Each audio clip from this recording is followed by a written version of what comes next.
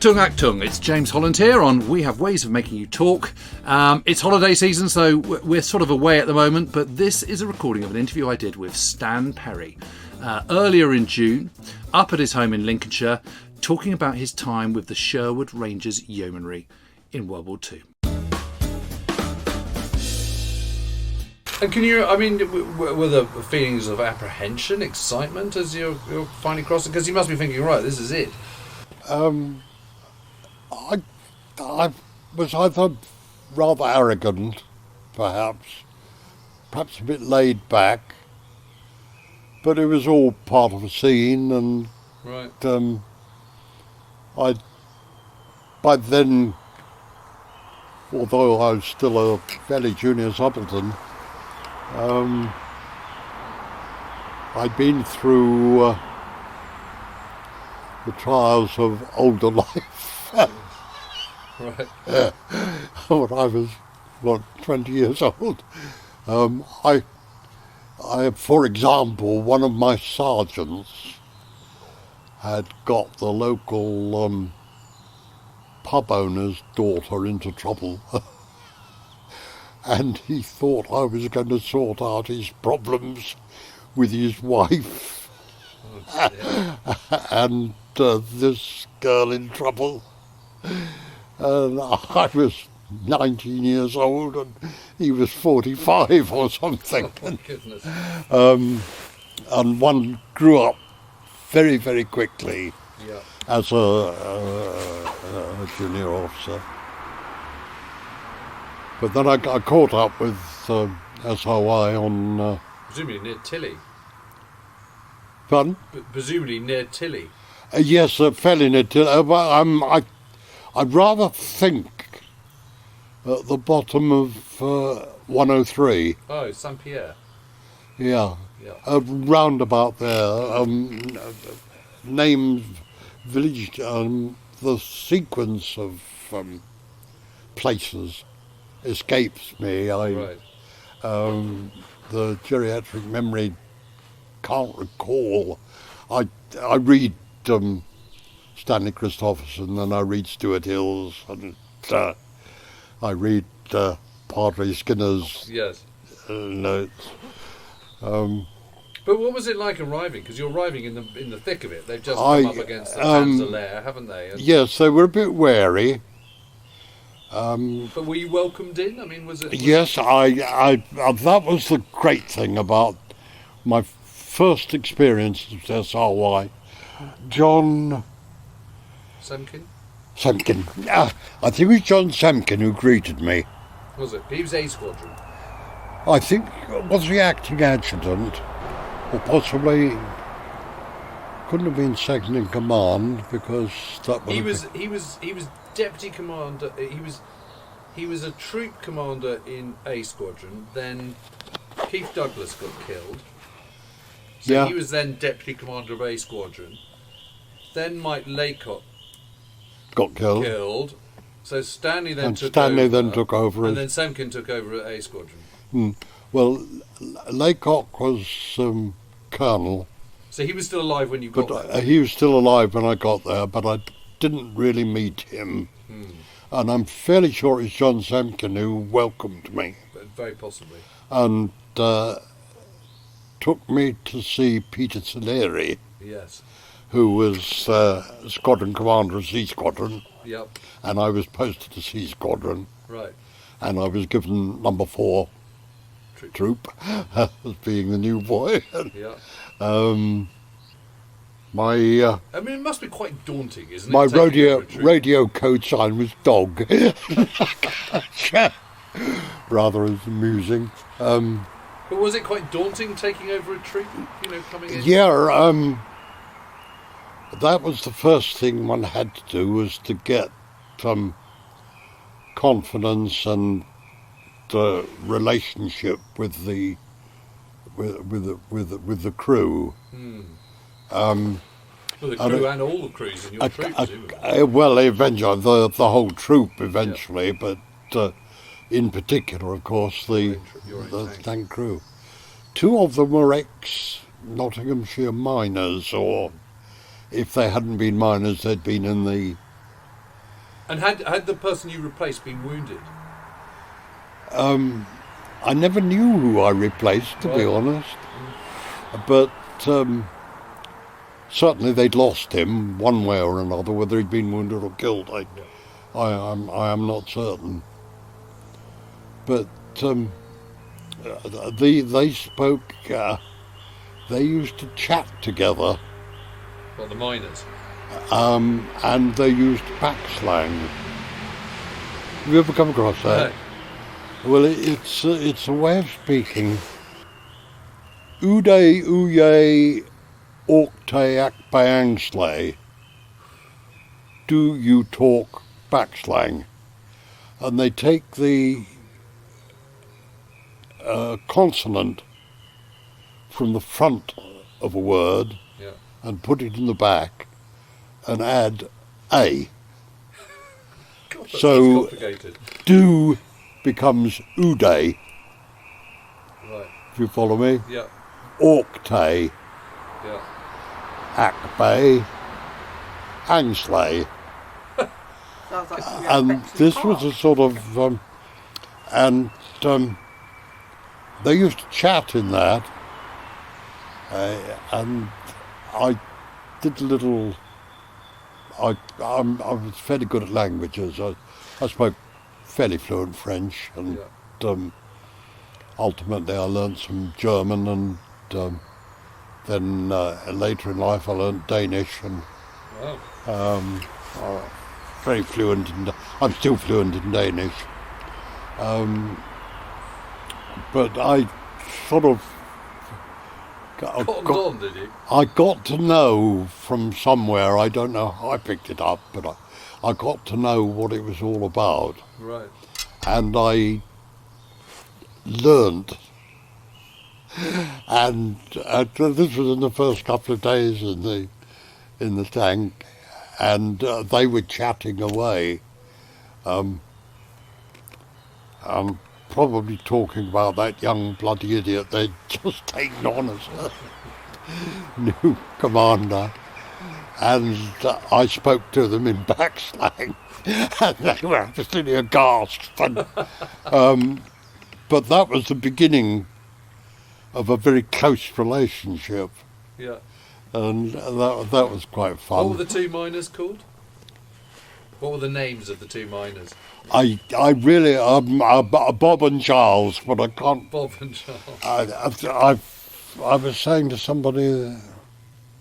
Yes, I was talking to Don Young, the regimental welfare officer, night before last, and I said to him, I feel very ashamed that I do not remember the surnames of any of my. Well, you remember their Christian names, that's the main point. I remember the Christian names. I think my gunner was called Bob Barrett or Barnett, but it just totally escapes me. And but by speaking Pat slang at them, you kind of disarmed them a bit, I would imagine. Well, yes, it did. I think they were a bit worried about whether they'd been called out, critical of me, and that I'd understood what they were saying. But we never let on if they were, and but it began an understanding and right, and a relationship, which when one's sleeping in a hung-up sheet on the side of the tank and probably virtually under the same blanket, it becomes difficult to be distant. Yes, no, sure. I mean, can you remember going into action for the first time? I remember my first action, and I think it must have been Hill 103 after we captured it. Yeah. And I was directed to take the troop and station hull down on the top of a hill, and I, in retrospect, I think it must have been 103, because it had quite a distant view. Yeah, it sort of slowly rolls down, doesn't it, down towards the Yes. Soule Valley. That's right. And there's a track that runs across the top of it. Yeah. With a sort of trees and a mound. That's right. You were able to get hull down. Yeah, exactly. So I was sitting there, hull down. I'm not quite sure why, but I was protecting somebody. Right. And we were being shelled pretty heavily. Both artillery and mortar. I was sitting on the top of the bank and look, I was there for hours. I think I was there for about 10 hours. What, So- in that position, in that hold down position? Yes, just to hold the position. But I was scanning, obviously, with binoculars and looking over the country, and I saw this church steeple, and there were some rather suspicious-like movements going on halfway up the steeple and flashing. And as I say, we were being shelled. I wasn't being shelled over my head, being quite heavily shelled and quite targeted. And I came to the conclusion that this was Being spotted by the... gunner observer. Yeah. And so I did a troop shoot on the church steeple. I was the end of that? never know what village it was, but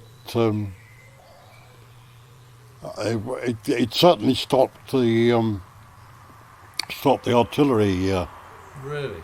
bombardment quite a bit. That was my first. And that was the end of the spire, presumably? That was the end of Yeah, the steeple? that was the end. I'm quite sure he was an artillery observer, and so perhaps that salved my conscience a bit about destruction of a church steeple. And And can you remember the headquarters being hit in Saint Pierre and Laycock being killed? I remember, yes, I was a bit distant from it. We weren't anywhere near headquarters then. One of the problems of being in Independent Armoured Brigade, You're attached to different battalions. you were aren't detached, even detached as a troop or two Yeah. sometimes, and you were. I'm in contact with squadron headquarters, but some Presumably sometimes you'd spend days not seeing them at all. 5 or 10 miles away from Yeah. the squadron headquarters. So But do you think you sort of slotted into frontline life reasonably well? yeah, I mean, were you good under fire? I mean, because you don't even know how you're going to respond until you're in that no, situation. do you? it never worried me over much. I was in a number of battles, and I lost one tank that blew up through my carelessness. I showed me bum to the an anti-tank gun, actually. But I was considered a bit of a weirdo by some parts of the regiment, because I had a rule that as soon as the troop moved off, sometime after that, I would call halt and dismount. And I expected my tank crew and my troop tanks to immediately bail out, no matter where they were, what the ground was like. Was that just a training exercise? It was what I thought was a life-saving exercise, that if we were hit and brewed up, we had about, in Shermans, particularly in the petrol Shermans, you've got 20 or 30 seconds to get the hell out of it or get burned. Yep. And I thought it was important that we had routines and So really well drilled. quick reactions. You didn't mess about. Bail out meant get the hell out. And in the tank we had a routine where I went first because I was bunging up the hole, of course. Mm-hmm. And the gunner put his shoulders under my bum and gave me a shove. And the wireless op came across and got his shoulders under the gunner and gave him a shove. And the gunner reached down and caught the wireless op's hands and gave him a pull out. So we went out in a quick stream. Right.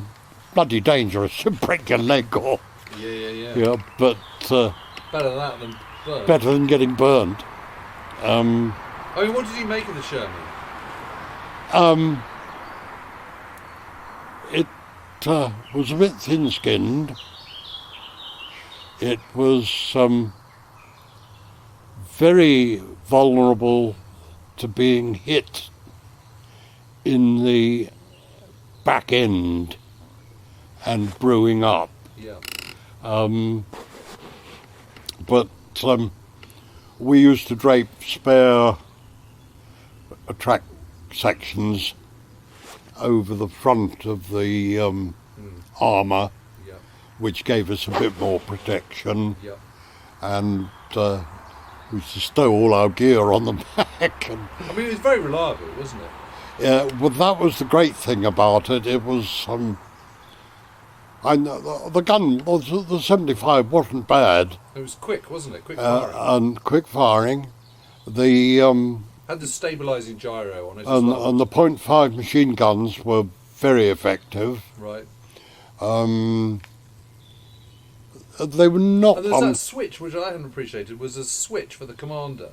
So Pardon? you've got the gunner controlling the turret, but the commander's got a little switch that he can override. Yes. I mean, no other tank had that, I don't think. No, it didn't. And personally, I never used it because my gunner was very, very competent, Right.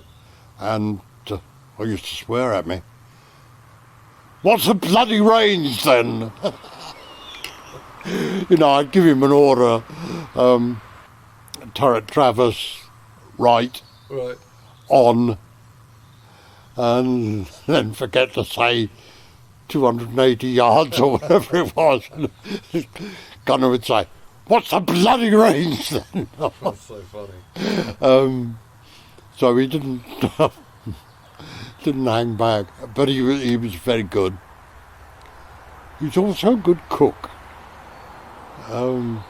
Yes, you really did live in each other's pockets, didn't you? We did, yes, and even our rations. We lived on the 7-day ration, which theoretically was 1 day for 7 men, or 7 days for 1 man. Right. And it had tinned pork and vegetables and tinned meat and vegetables. I had 50 cigarettes in it. Did you smoke then? I did then. I don't know why I started smoking, but probably because Everyone else was. sitting up on top of a hill doing nothing for 10 hours, one got through a lot of cigarettes. And what about tea? Tea, my wireless op was a clever little guy. He'd sort of, he'd got a primus stove, Right. which he'd welded up an attachment on it, Right. and he'd made himself a lidded jug, metal jug, Right. and he reckoned to be able to brew on the move That's very impressive. through this little primer stove That's thing, brilliant. the Dixie and the. Yeah. So what was your wife? So Bob was the. We drank a lot of tea. Good, but Bob was the gunner. The gunner's name was Bob, Yes, and the wireless operator was that Charles. he was Ron. He was Ron. Yeah. So Charles was the driver. Charles was the lap gunner, and I cannot. The driver changed quite frequently. Okay. The rest of the crew I had for quite a little while, but there used to be quite frequent changes depending on the disposition of skills. So you might lose. And so where was Ron from? Was he a Nottinghamshire boy? I think it was Ron and Bob who were Nottinghamshire, Right.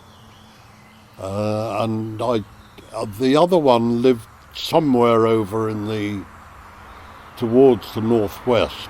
Because, Okay, so it was Ron and Bob who were the pardon? there was Ron and Bob who spoke in slang, was it? Yes, Right.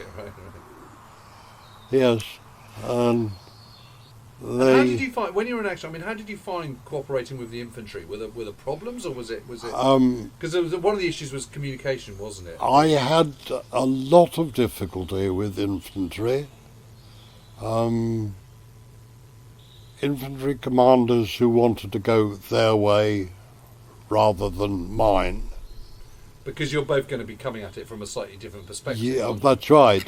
But I got my orders from my squadron commander where I was going to go, Right, and you have to do it. and I couldn't So be. Peter Saleri was your squadron commander. He was first, and then he got wounded, That's right. and Jack Holman was. Oh yes. Jack Holman was my squadron commander for most of the time. And what was he like? Very He was rather laconic. dashing. Fun, He was rather dashing. very laconic. Yeah. Oh yes, he loved a bit of flamboyancy. I remember when it was raining, when he was driving in his tank and he put an umbrella up. Had an umbrella over his head. But he was not awfully good at communication. Right. One of the big problems of being a troop commander was that there was an enormous shortage of maps. Right. You know, you didn't have a map, Right. and you'd be told to go here or there, and you know, they were not even placed names Right. quite often. And Jack had maps, and one could take a little sketch, Yeah, it's not quite the same, is it? but it was a rough sketch, and you weren't almost certain you put in all the salient points, you know, because we held what was called an O group. I don't know Yeah. if you've come across that, Yeah. probably. And So that'd be squadron coming together. All the officers have a chat. oh, that's it. Yes, the squadron commander would get the troop officers together and give them a briefing. But I recall he would say things like, "You're going uphill, 2.5 miles. Get to the top of the hill. What do I do when I get there? I'll tell you that when you get there." Would be Jack's sort of approach. So you were sometimes working a bit in the dark. But you asked me about infantry. Some were very, very good. In particular, I recall in the second part of my time with the regiment, the Rifle Brigade were giving me cover on one action, Right. and they were absolutely brilliant. Yeah. And their platoon commander was in touch all the time. What did I want? and what did he want, and we worked together. And I've got a picture in there in, what's that book called? The photographs. The Road to Berlin. Road to Berlin. There's a picture of my troop in there. Oh, really? And it's Hilarious. covered with Lowland Scots. It was obviously posed. Yeah.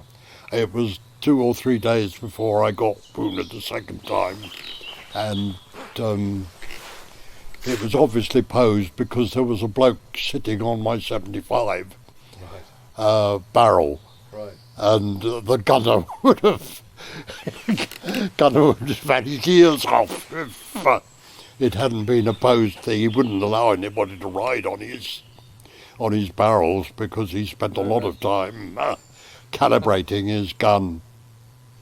And But did you have a sort of a daily routine, or was it just whatever came your way? oh yes, it was day to day, virtually. Sometimes 2 or 3 days in a run. What time would you be up in the morning? Dawn.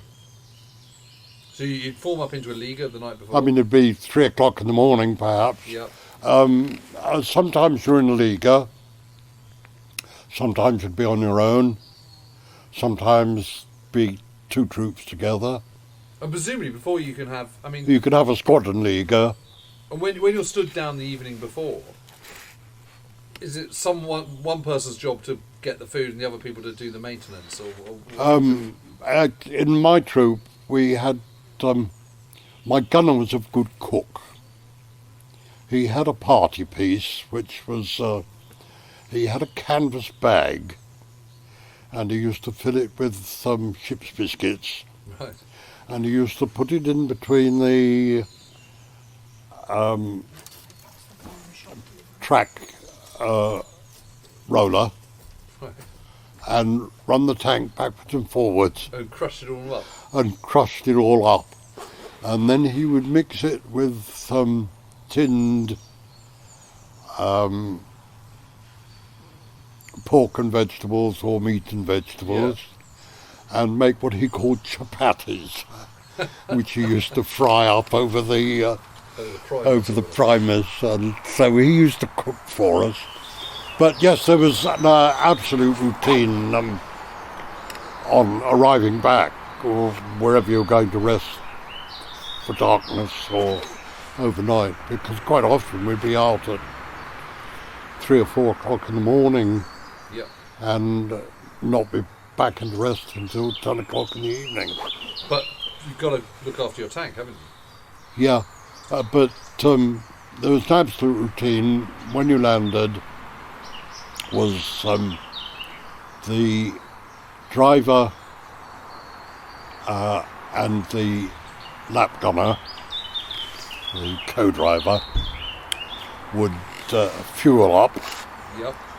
And quite often that would be jerry cans, and sometimes even have to form a little chain. Yeah. So we all had to muck in.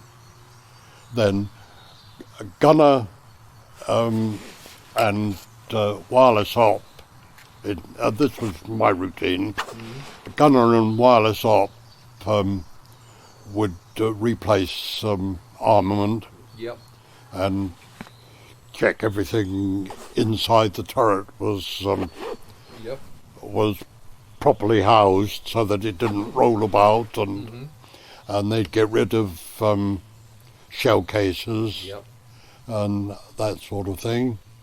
And then we would cook, if we were able, a bit of a late night meal. And then most of the time, certainly in Normandy, not later on in Holland and Germany, but in Normandy, we just hooked a sheet up on the side of the tank and made a little Sort of bivouac. Little bivouac, and You just lie down on the ground. then sleep down there. Well, we're just going to take a break now, but do join us again to hear more from Stan Perry.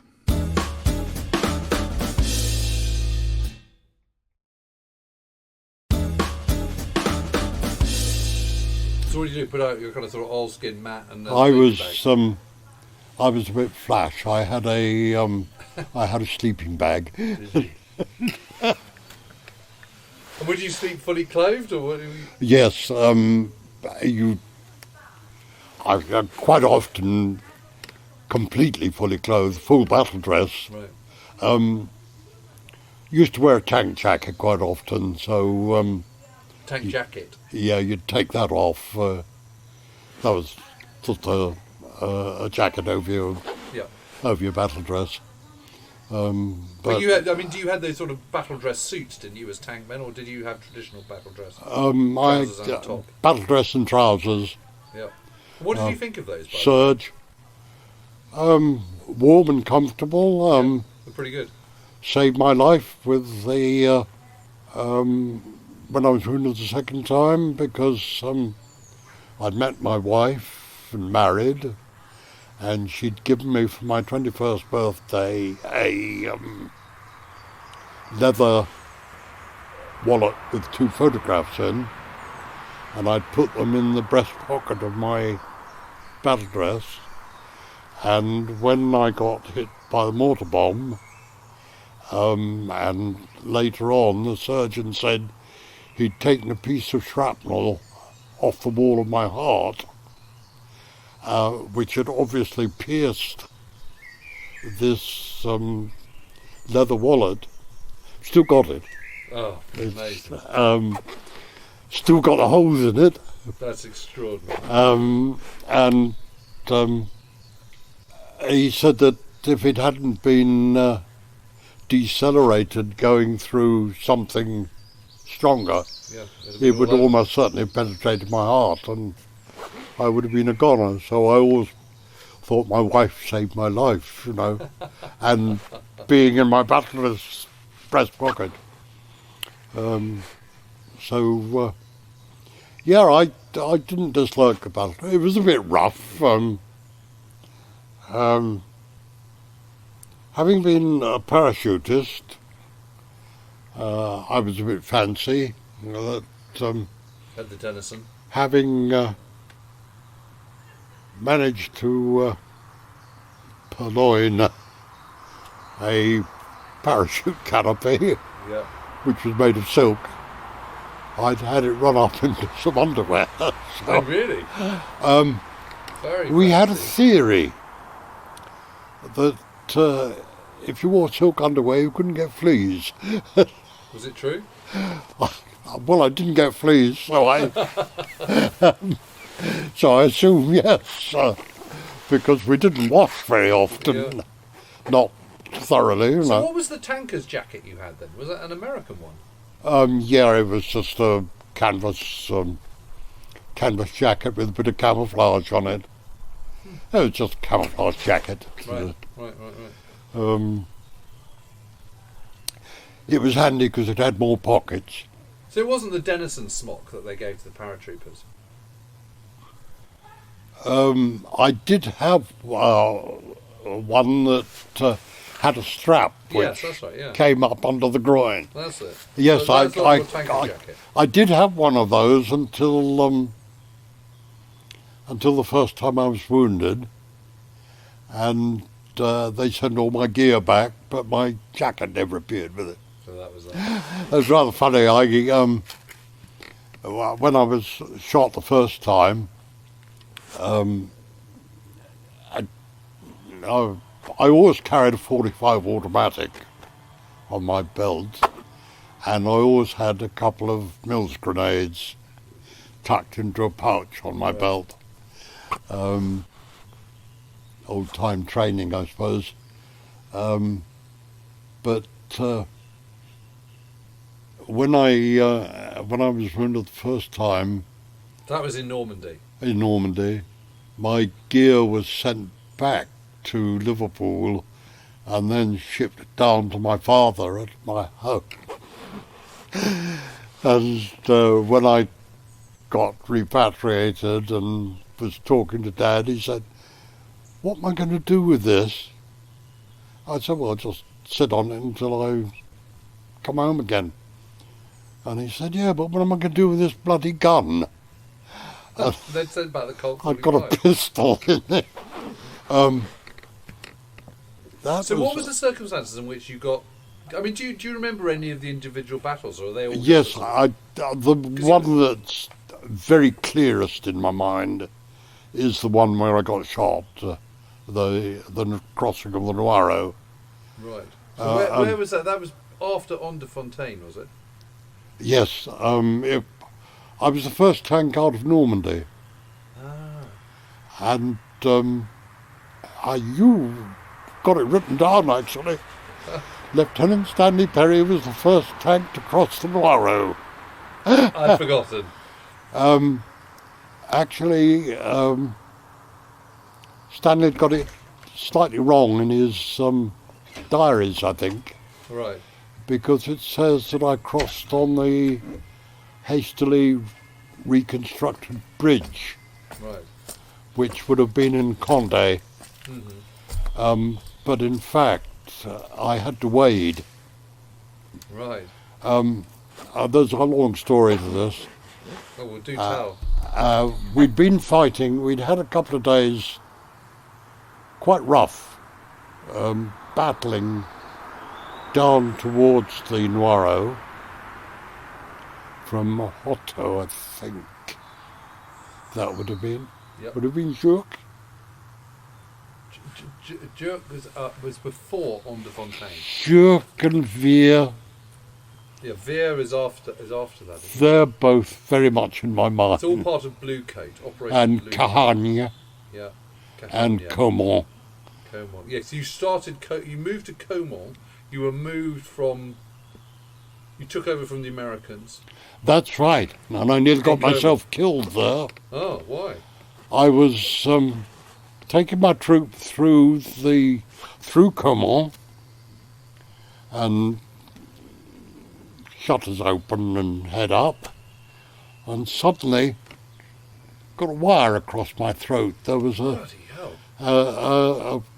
radio or power wire or something strung across the street. Oh, my goodness. Just the right hit to catch my throat. Luckily, I had a very good driver. I bellowed halt and snatched away, and I was just able to get it off and over. But it was a bit close run. Yeah. But we'd been in that area somewhere with a fair bit of fighting, mostly with German infantry and... was this after you got to Caumont? Pardon? Before. This is before or after Caumont?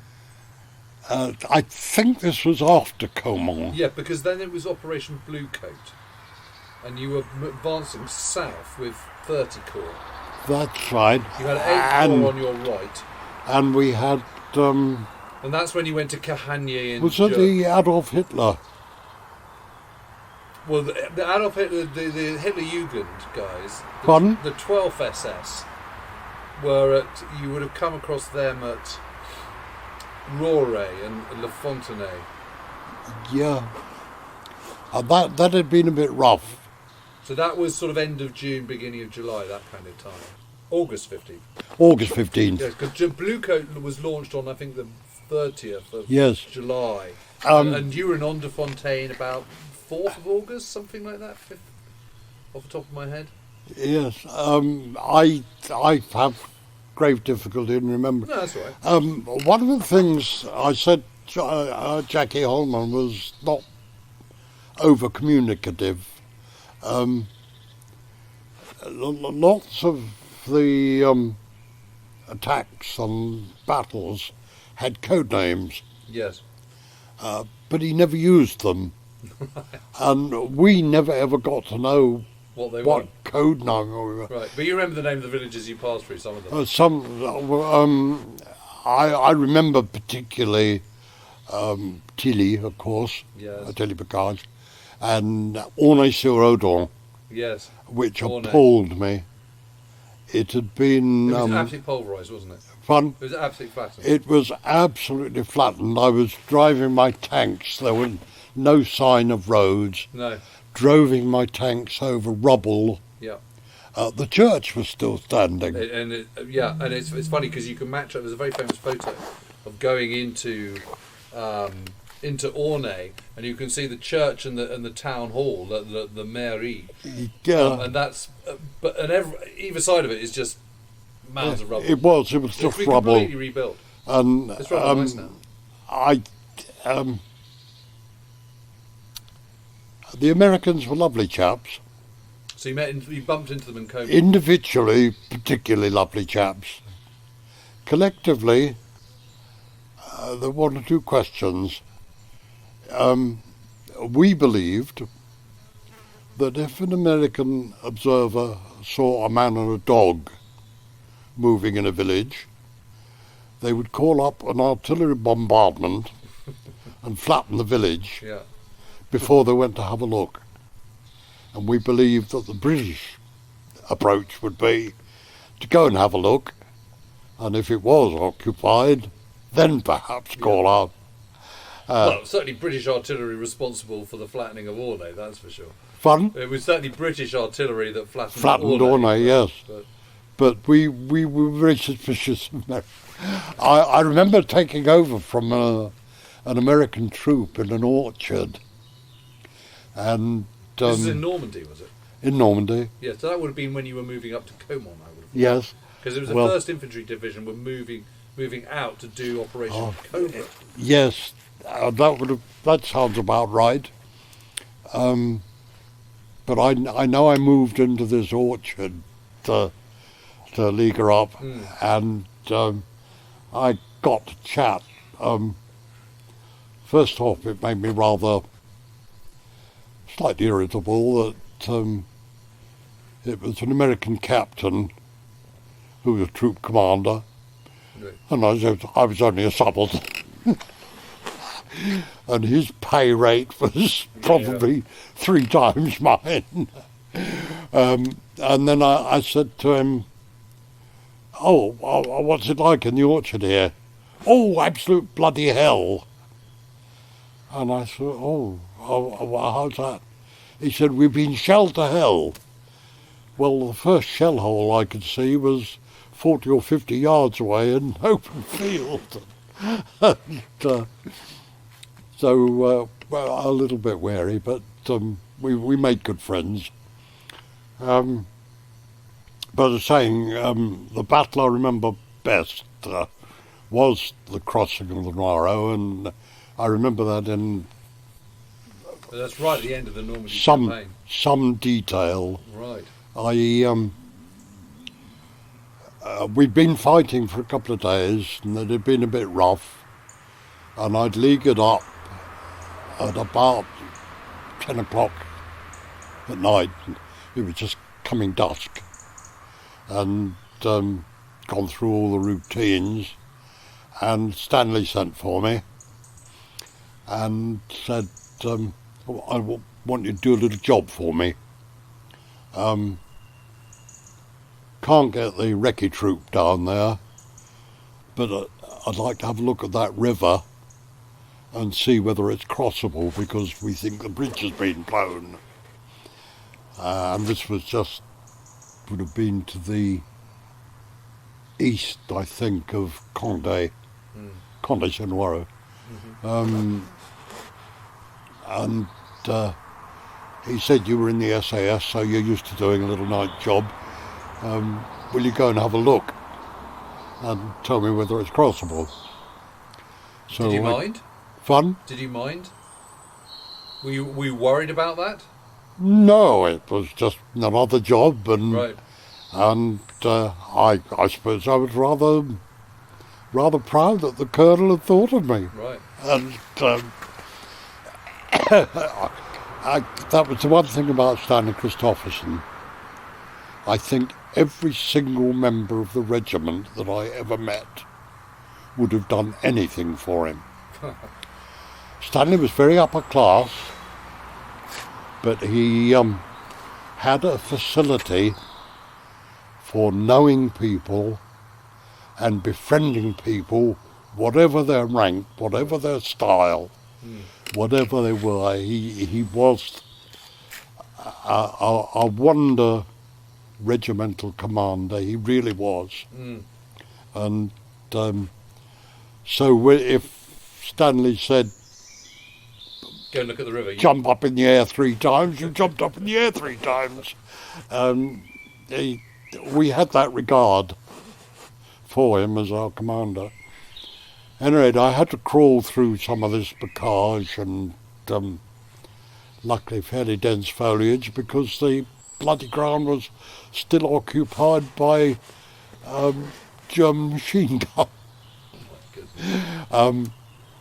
And I had an infantryman with me who was supposed to be my guard, and I had a sapper who had a mine detector. Right. And so we were sort of more or less crawling about in the dark, and suddenly saw these cigarette lights. With a bit of careful listening, and it was a German machine gun post dug in. And the infantryman was very keen on having a go at it, and I said, not bloody likely. That'll tell everybody we're here, and we want to get down and have a look at this river. So you skirted past them? Fun? So you skirted past them? We skirted around them and went down to the river, and I thought it was perfectly passable. One particular place where... for tanks? For tanks. It was a bit sandy at the bottom, and but it was pretty shallow. But it was only 3 or 4 feet deep. It was there wasn't a lot of water, but the sandy bottom was maybe a bit of a worry. But it looked. There was one place where it looked as if cattle had been watering. Right, so it sort of trampled it down. So the bank was trampled down, right. And you could tell that in the moonlight, could you? Fun? You could tell that in the night light. It was a bit of yes, you could see it was well, it didn't get. It got dark, but not very dark. Right. Yeah. I mean, we were in August, and not quite dog days, but yes, it was. I mean, going down to the river was easy enough to have a look and see. And we came back, and the infantryman and I decided to have our fun with the machine gun post, so gave them a few Mills grenades to share. Really? And so we put that out of action, because we were on the way home, and I didn't mind people knowing that we'd been. Went and reported to Stanley that... So how far back was Stanley from the river at this point? I mean, how far back was the regiment? Half a mile. Okay, so it's down a lane through a few fields, that kind something of thing. like that. Maybe a bit more. Okay. But I mean, he was in, obviously... What were you armed with? Just your Colt 45? Reasonably safe Liga. Yeah. Fun? And you were just armed with your 45 and your Mills bombs? Yes. And... Didn't have a Sten or a Thompson? And the infantryman had... I think he had a Sten. Didn't like a Sten. Really? If you dropped it, it went off. Yeah, well, I did have that tendency. You blew your leg off if you weren't careful. So I never had a Sten. I managed to acquire a Tommy gun. Oh, did you? The difficulty of sidearms for a tank troop commander was actually getting supplies of ammunition, because obviously quartermaster didn't stock necessarily the right things. I had a little Mauser that I'd relieved a German of, which he had no further use for. And where did you get that? What, a knocked out tank? Fun? On a German on a tank, or just... No, it was a German infantryman that I'd shot. Oh. When did you do that then? Was that earlier? That was a lot earlier. Yeah. You know, I'd taken his little Mauser off him and Right. I'd got that tucked away. Right. But finding ammunition for that was a bit tricky. Yeah. Well, it used the same as the Sten, didn't it? I think. Pretty much. Maybe not. No. Yeah. That was 9mm, wasn't it? Anyway, it doesn't matter. What was it, about 0.3? Don't know.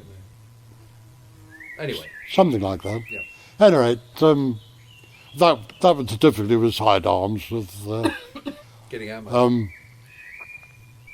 I had one of these German dismounted aircraft machine guns, which I liberated, and we had a gun mounting on the turret of the Sherman, I remember, and I put it up, but after 5 minutes, having fired it, I gave it away to an passing infantryman in a Bren gun carrier because it brought down all the muck you could think of from both sides. Oh, what? Because it sounded like a German machine gun. Well, God, what's it called? Was it MG17 or an MG34? Pardon? Was it an MG17 or an MG34 or? Had a 42? name. Those were the main light machine. It was dismounted aircraft. Yeah, well, they had a sort of multi. Fired 1,400 rounds a minute. Or Yeah, something. oh, okay, it was an MG42 then. What was it, 42? Yeah. Yeah. I mean, just unbelievably quick. It was. No, well, the big snag with that was, if you fired it, everybody thought you were a bloody German machine gun. I'm sure. And it was so recognisable Yeah. that you got shot at by everybody. Yeah. So I got rid of that pretty quickly. I didn't have a mounted gun on the turret. Had the But you could have done if you'd wanted to. Was that a personal I choice could have then? done. Yeah. I had the .5 Browning as a lap gun Yeah. and the coaxial Yeah. .5 Browning, Yeah. and so ammunition was easy, and Yeah. one was happy with that.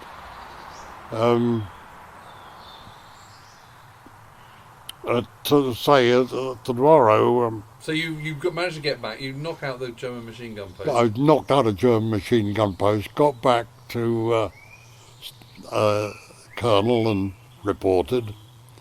Went back to my kip, which was then by about 2 o'clock in the morning or something. 3 o'clock, Time to get up again. got my shoulder shaken. Runner from Jack Holman. You know this river. You'll be lead troop. Point troop tomorrow, and I want you over the river by dawn. Goodness. So quick pack up, being sworn out by Jack because we were too slow in getting off. Set off, came to a wide field full of sappers who were mine clearing. I actually saw a dead, blown up sapper on the way by, which was rather off-putting. Got to chat to the officer in charge of the sappers, and he said, "Oh, you won't be able to get over here for another hour or two. We're still working." And I'd got Jack on my back. When are you going over the river? So after a little while, I said to the troop, "Look, we'll have to risk it. Stay in my tracks, and I'll lead. If I get blown up, you'll know that I've cleared the way for you. But stay absolutely in my tracks." So we went over line ahead, And we went down to the river line That ahead. must be a slightly nerve-wracking moment, isn't it? Fun. That's a bit nerve-wracking, isn't it? Yeah, well, better to face the chance of getting your front end blown off and getting a bollocking from Jack Holman. Probably chose the former. No, it's one of the things. I mean, it was obviously paramount in commanding circles that we crossed. We were aiming for Berjou, and it was pretty critical to them that we got over. Anyway, got over the river, climbed up the bank, the hill, and had a big bang and a slithering noise across the top of my turret, and a Panzerfaust shell had carried away my radio aerial. Now, I'd made a fundamental error, I think, because it was very, very dense bocage. Right. 6-8 feet high. Yeah. Hedgerows. No visions. And I deployed my troop in a staggered echelon because I thought we'd cover that. We were supposed to be clearing the German infantry machine gun posts and such. Were you going in on your own, or did you have infantry with you? I was supposed to have one of the southern regiments. It was from the Wessex Division. Yeah. I think it could have been the Wiltshires. Right. I was supposed to have a platoon of them, but I was stopped. I crossed the river, and I was stopped by a senior officer. I think he was a lieutenant colonel, probably commanding officer of this Wiltshire unit. And he said, "Germans are digging in down here to the right. Come with me and support my troops, and we can winkle them out." Well, my directions were to go up the hill. So I called Jack, and although this chap threatened to put me under open arrest for not obeying his orders. Really? And he was a bit arrogant. I said, well, I called Jack, and he said, "Do as you're told. You're heading for the top of the hill, you're covering the Berjou Road. Don't go swanning off anywhere else." So this infantryman was really very aggressive.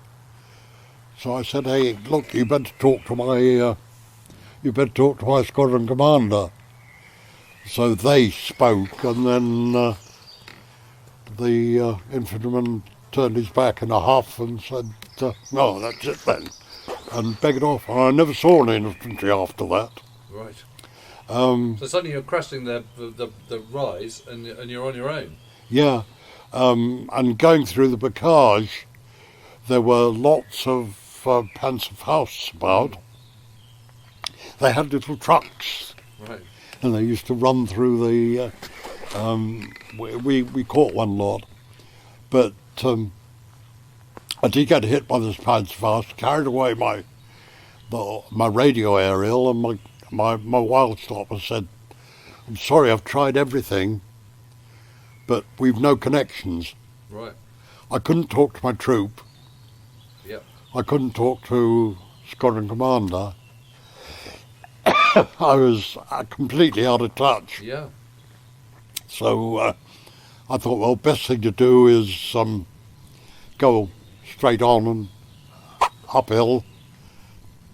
I was supposed to take the track, Right. but I'm always a bit wary about tracks, whether they're mined or not, when you're so close to the infantry. So I was laid off a bit from the track, but through the bocage, and the bocage was dotted with tall trees, poplars, I think, probably, but they were dotted in between, so you couldn't take a straight line. You were having to dodge trees as well as get through all this massive foliage and shrubbery. Anyway, I thought best thing, keep heading up. The lads know where we're supposed to be going, so hopefully they'll follow. And it wasn't until much later I discovered that Brookie, Corporal Brooks, had, well, there were two stories about it. One said that he'd dismounted from his tank to do a foot recce, and I don't know why a desert experienced veteran tank corporal would get out of his tank to go and do a foot recce. The other thing was, said that he'd been wounded and blown out of his tank, which seemed much more likely. Been hit by a mortar bomb perhaps, and blown out of his tank. And I only discovered this later. The sergeant had dismounted from his tank and gone across to try and help Brookie, and he got mown down by machine guns, so I'd lost, although I didn't know it, I'd lost both my corporal and my sergeant. Were they both killed? They were both killed. Brookie, I think he died on the spot, as far as I knew, because I got repatriated and lost touch, of course. And anyway, I decided I'd push on, and not knowing where the other two, but hoping that they were following. And there was another bang, and my lap gunner said, "Christ!" Tore me trousers, and we'd been hit by a Panzerfaust on the on the front armour. Right. It had pierced the hole, and the explosion had followed through. Torn his trousers and scratched his legs. Wow. He'd been sitting with his feet apart. He's a bit lucky. So that was a bit lucky. And then we came to a on the top of the Bear Shoe Lane. It divided off at one point, and that's where you really avoid approach, because that's where the 88's likely to be. Right. Parked, hidden up on the division of the road. So we went round that, kept off the road, and came to a wayside Calvary. A wayside Calvary? Yeah, it was crucifix and body of Christ. Yeah, I know the thing, You know the thing. And my lap gunner was a devout Catholic, and pleaded with me that we dismount and said our prayers. I drew the line at that, but we did stop and said a few prayers, or said a prayer. Yeah. That was as far as I would go. Went on a bit further, and it was getting pretty hairy. I usually had my lids open. Yeah. And I'd still got my lids open. But there was a lot of flak from mortars. Right. And I heard before I lost my radio, Bill Sleep had been sniped, Right. and that made things a bit more uncomfortable. So I thought, I'll shut my lids down a bit. Reached up, shutting the lids down, and my arm dropped down. Said to my intercom was still working, although the external, the 19 set, of course. We had A set, B set, and intercom. Said to my wireless op, "Christ, I've been stung by a bloody bee." And then I tried to lift my arm and I couldn't. You've been shot. It had broken the bone, and I think the Was it ulna a single was. bullet? Pardon? Was it a bullet? It was a bullet. Well, thank you very much for listening. I hope you've enjoyed it, and we will find out what happens to Stan next time.